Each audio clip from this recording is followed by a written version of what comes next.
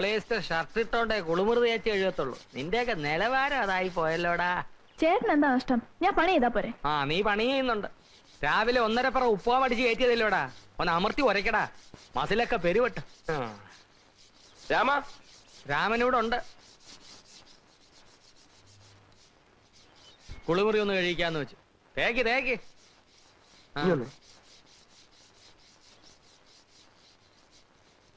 മര്യാദ വേണോടും. ഒരു പെണ്ണിനെ കൊണ്ട് പെണ്ണോ?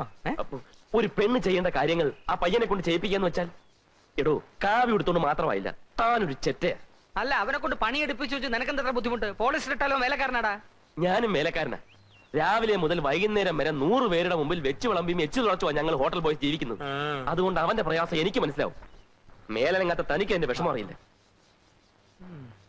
ഷാരടി, ഓ ഇത്തിരി എണ്ണ വേണമല്ലോ, ഒന്ന് തേച്ച് വിളിക്കാനാ. എണ്ണ ഇത് മൊത്തം തേച്ചെടുക്കണേ കുറെ എണ്ണ വേണ്ടി വരുമല്ലോ ഈശ്വര. തരാ.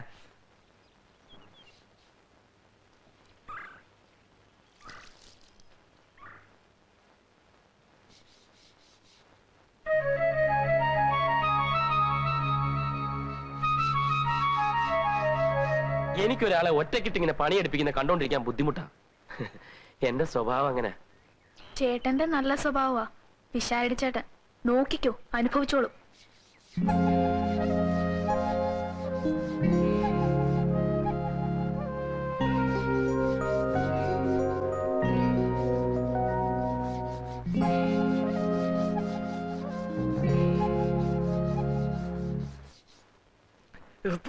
ഞാൻ വേണമെങ്കിൽ ഈ പാന്റും ഷർട്ടും ഒക്കെ മാറ്റി കയ്യിൽ എടുത്തോണ്ട് വരാം.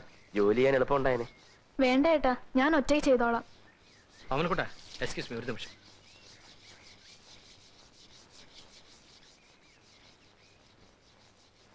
എടാ, ഞാൻ ചെറ്റയാണെങ്കിൽ നീ കൊടും ചെറ്റയാ. എന്താ കാര്യം?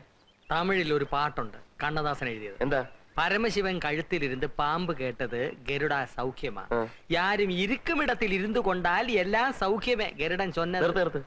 ആരാ ഇരിക്കേണ്ട തരത്തിരുന്നത്? നീ. എങ്ങനെ?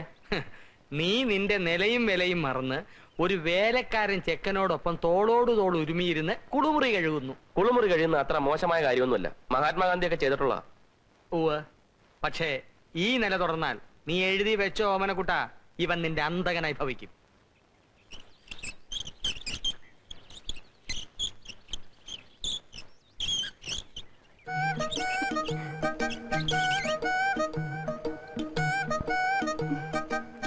വേണ്ട, ഞാൻ കോരിക്കോളാം.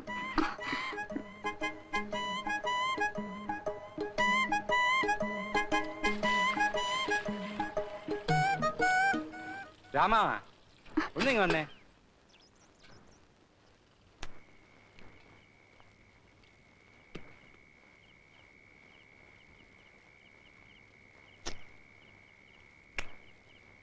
വിശാരടി, താൻ എന്നോട് ക്ഷമിക്കണം. തന്നെയും തന്റെ ജ്യോത്സ്യത്തെയും ഞാൻ ഒരുപാട് പുച്ഛിച്ചിട്ടുണ്ട്. പക്ഷെ എനിക്കിപ്പോ ഒന്ന് ബോധ്യമായി. നമ്മുടെ രാമനെ ഉദ്ദേശിക്കുന്ന പോലെ നേരുകക്ഷിയല്ല. ചിത്തിര നക്ഷത്രം. എനിക്ക് ചില തെളിവുകൾ കിട്ടിയിട്ടുണ്ട്. പക്ഷെ തെളിവുകൾ പൂർണ്ണമായി കിട്ടുന്നത് വരെ ഞാൻ അവനെ വിടാനും ഉദ്ദേശിച്ചിട്ടില്ല. ജ്യോത്സ്യം ശാസ്ത്രമാണോ ഓമനക്കുട്ട? ശാസ്ത്രം ഒരിക്കലും പിഴക്കില്ല. എനിക്ക് നേരത്തെ കിടന്നേ പറ്റൂ. താൻ വേണേ പൂട്ട്. വേണമെങ്കിലോ? രാമ, ആ വാ വാ. ആ കിടന്നോ. അയ്യോ, ഞാൻ പാത്രം കഴുകിയില്ല. നാളെ കഴുകാം. ഞാനൊന്നും കഴിച്ചില്ല. നാളെ കഴിക്കാം. ആ കേറ് കേറ്.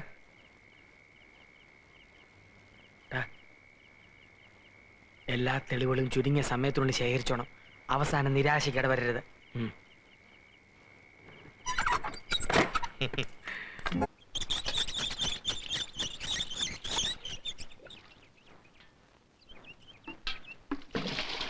എടോ ചെറിയാനെ, എന്തോ? മലയാളത്തിൽ ഒരു പഴമൊഴിയുണ്ട്. എന്നതാ? എല്ലാവരെയും കുറച്ചു കാലത്തേക്കും കുറച്ചുപേരെ എല്ലാ കാലത്തേക്കും അല്ലാതെ എല്ലാവരെയും എല്ലാ കാലത്തേക്കും പറ്റിക്കാൻ പറ്റുകയില്ല. ആ എടാ ചെറിയാനെ, എന്തോ? ഞാൻ ഇന്ന് മുതൽ ഒരു തീരുമാനമെടുത്തു. എന്നതാ? ഞാൻ ഇനി ഇവനെ രാമ എന്ന് വിളിക്കത്തില്ല. പിന്നെ എന്നാ വിളിക്കും? രമേന്ന് വിളിക്കും. RAMA Rama, REMA Rama. ഒരു ചെറിയ വ്യത്യാസമല്ലേ ഉള്ളൂ. വളരെ ചെറിയ വ്യത്യാസം. വിളിക്കട്ടെ? വിളിക്കും. രമേ, പ്രിയപ്പെട്ട രമേ.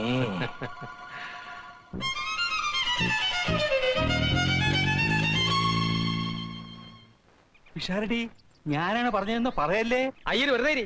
ഇത്രയും ദിവസം ഒരു തേർഡ് ക്ലാസ് ബ്രോക്കറെ പോലെ എന്നെ കൊണ്ട് വാതില് പൂട്ടിച്ച് അകത്തിരുന്ന് സൂചിച്ചിട്ട് രണ്ടിനെയും വറുത്തെടുക്കും ഞാൻ. ഇവനെന്തിനാ രാവിലെ ഇരുന്ന് മോങ്ങുന്നത്? അവനോ? ഏതവൻ? രാമൻ. എടാ ചെറിയാനെ, എന്തോ നിനക്കൊരു കഷ്ണം കേക്ക് കിട്ടിയാ നീ എന്ത് ചെയ്യും? നമ്മൾ 3 പേരും കൂടെ കഴിയും. പിന്നെന്താ അവനൊരു കഷ്ണം കേക്ക് കിട്ടിയപ്പോ നമ്മൾ ഒറ്റപ്പെടുത്തുന്നത്? കേക്കല്ല കോപ്പ്. തന്റെ മനസ്സിലിരിക്കുന്ന എന്താന്ന് വെച്ചാ പറ പിഷാരടി. മനുഷ്യന് വേറെ ജോലിയുണ്ട്. നമ്മൾ 3 പേരും കൂടി ചേർന്നാണല്ലോ രാമൻ ഇവിടെ ജോലിക്ക് നിർത്തിയത്. ആ. ഞങ്ങൾക്ക് വേണ്ടിയാണല്ലോ നീ അവനെ മുറി കിടത്തി കഷ്ടപ്പെടുന്നത്. ഇന്ന് മുതൽ നീ കഷ്ടപ്പെടണ്ട. അവൻ ഞങ്ങളുടെ രണ്ടുപേരെ നടുക്കിടന്ന് സുഖമായിട്ട് ഉറങ്ങിക്കോളൂ. അല്ല, അവൻ എന്റെ മുറി കിടക്കുന്നോണ്ട് എനിക്ക് യാതൊരു വിഷമവും ഇല്ല. ഞങ്ങൾക്ക് വിഷമമുണ്ട്. എന്നാ ഇന്ന് മുതൽ അവനെ പിടിച്ച് നിങ്ങളുടെ കൂടെ കിടത്തിക്കോ.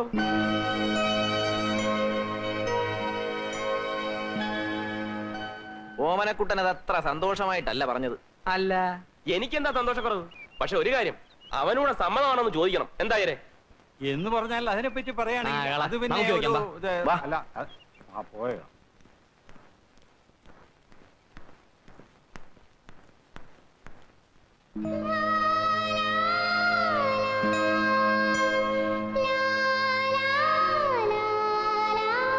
അയ്യോ പെണ്ണ്. അതെ പെണ്ണ്. നീ ഇപ്പോഴാണോ അറിയുന്നത്? അതെ,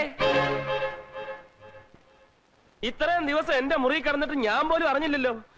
ഞാൻ എന്തൊരു മണ്ടനാ. ഓമനക്കുട്ട തമാശകളാ. കാര്യം പറ. ഞാൻ കാര്യമായിട്ടാ പറയുന്നത്. ഒരു പെണ്ണാണെന്ന് അറിഞ്ഞാൽ ഞാൻ എന്റെ മുറി കിടത്തുവോ പിഷാരടി? നമുക്കൊരു അഭിമാനമില്ലേ? അല്ലെങ്കിൽ തന്നെ നിർത്ത്. ഇവൻ പറയുന്ന നേരാണോ? ഇവൻ നിന്നെ പെണ്ണായിട്ട് ആദ്യം കാണുകയാണോ?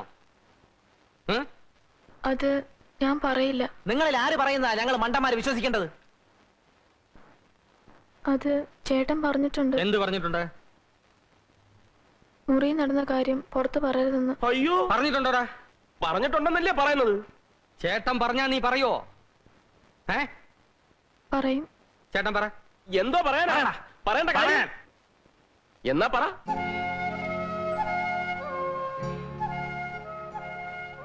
പിശാടി ചേട്ടൻ നേരത്തെ ഞങ്ങളുടെ മുറി പൂട്ടത്തില്ലേ? ഉം. രാത്രി മുഴുവൻ ഞങ്ങൾ സംസാരിച്ചോണ്ടിരിക്കും. എന്തുവാ ഈ സംസാരിക്കുന്നേ? ഇറാഖിലെ പ്രശ്നോ? ചേട്ടൻ ഒരുപാട് തമാശ പറയും, കഥകൾ പറഞ്ഞു തരും.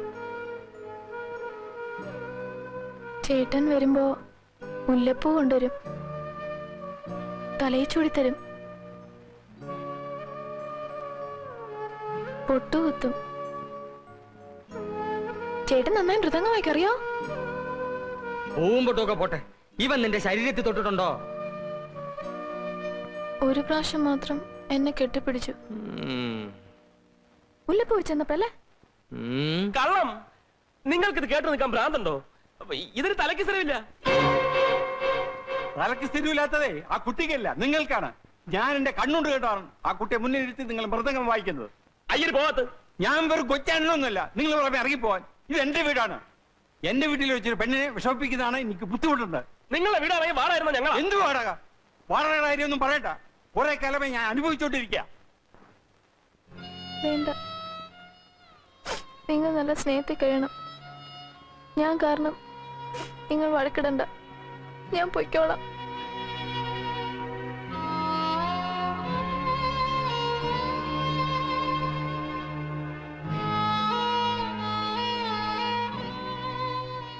എല്ലാവരോടും ഞാൻ മാപ്പ് ചോദിക്കുന്നു. ആരെയും മനഃപൂർവ്വം പറ്റിക്കാനായി ഞാൻ ഒന്നും ചെയ്തിട്ടില്ല. ഗതികേട് കൊണ്ട് ചേട്ടനെ എനിക്കിഷ്ടാ. ചേട്ടനെ ഒരിക്കലും എനിക്ക് മറക്കാനാവില്ല. മരിക്കുവോളൂ. കുട്ടി അവിടെ നിൽക്കൂ. നീ ഒരു കാര്യം മനസ്സിലാക്കിയോ, ഒരു കന്യകയുടെ ശാപം ഉണ്ടാക്കി വെക്കരുത്. കന്യകയാണെന്ന് ആര് പറഞ്ഞു? നിങ്ങൾക്ക് അവിടെ പേരറിയാവോ, നാടറിയാവോ? അങ്ങനെ എന്തെങ്കിലും ചോദിച്ചാൽ ഉടനെ അവൾ കരയും. അത് എന്നെ കള്ള ലക്ഷണമാണ്. നീ അവൾക്ക് മുല്ലപ്പൂ വാങ്ങിച്ചു കൊടുത്തോ? പൊട്ടുകുത്തിയോ? ഒരു പ്രാവശ്യമെങ്കിലും അവളുടെ ശരീരത്തിൽ തൊട്ടാൻ നിന്നെ അവൾ അനുവദിച്ചോ? തൊട്ടു എന്ന് പറഞ്ഞാൽ അങ്ങനെ തൊട്ടിട്ടൊന്നുമില്ല. ദാ ഇങ്ങനെ പിടിച്ചു, അപ്പോഴേക്കും കരഞ്ഞു. ആയിക്കോട്ടെ, പക്ഷെ നീ അവൾക്ക് ആശ കൊടുത്തിരിക്കുക. ഓമനക്കുട്ടാ, ഞാനാ പറയുന്നത്. ഒരു കന്യകയുടെ ശാപം ഉണ്ടായാൽ നീ നിന്റെ തലമുറയിൽ നശിച്ചു പോവും.